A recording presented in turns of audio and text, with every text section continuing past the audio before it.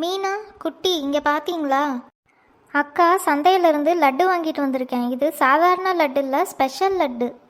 வா இங்கே கூட சாப்பிட்டு பார்க்குறேன். இப்போ இதில் நீங்கள் யாரும் கை வைக்கக்கூடாது. நம்ம எல்லாரும் சேர்ந்து சாயங்காலம் சாப்பிடலாம். அக்கா சொன்னா சரி. சரி வாடி, நம்ம வேலையை பார்ப்போம். என்ன இங்கே வச்சிருந்த எந்த லட்டையும் காணும்? மீனா குட்டி இங்கே வாங்க ரெண்டு பேரும். எனக்கு ஆச்சு, ஏன் கத்துற? குட்டி அக்கா நமக்கு லட்டு தர கூப்பிட்டுருப்பா. ஆமா ஆமா குடுக்கா. இங்கே வச்சிருந்த லட்டு எதையுமே காணும். யார் எடுத்தது? என்னது லட்டை காணுமா? லட்டு நீ வச்சுட்டு என்னக்கா எங்க கிட்ட கேக்குற? லட்டை காக்கா எதுவும் தூக்கிட்டு போயிருக்குமோ என்னமோ. அது என்ன பேப்பரா காக்கா தூக்கிட்டு போகிறதுக்கு? அதானே.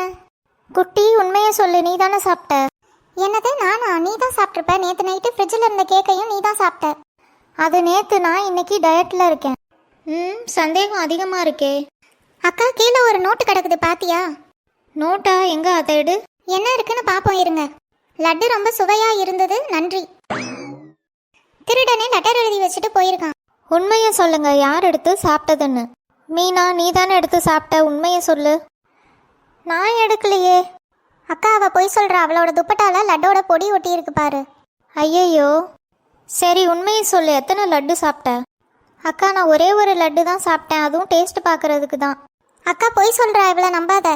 சரி 2 லட்டு சாப்பிட்டேன். இப்போ நீ உண்மையை சொல்ல போறியா இல்லையா? சரி எல்லா லட்டையும் நான் தான் சாப்பிட்டேன். அக்கா இவளை விடாத, இவளுக்கு எதுவும் தண்டனை கொடு. தண்டனையா? ஆமாம், நாளைக்கு நீ ஒரு பாக்ஸ் ஃபுல்லாக லட்டு வாங்கி தரணும்.